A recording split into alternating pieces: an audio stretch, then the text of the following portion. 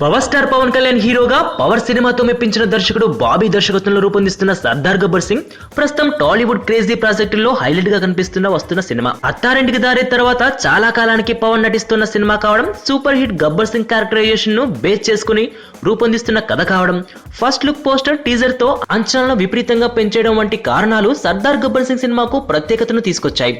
ప్రస్తుతం ఈ సినిమా శరవేగంగా షూటింగ్ జరుపుకుంటోంది. శరత్ మరారి నిర్మాణంలో రూపొందుతున్న ఈ సినిమాను వేసవి సీజన్లో ఏప్రిల్ మొదటి వారంలో విడుదల చేయాలని గత కొద్ది రోజులుగా ప్లాన్ చేసుకుంటున్నారు.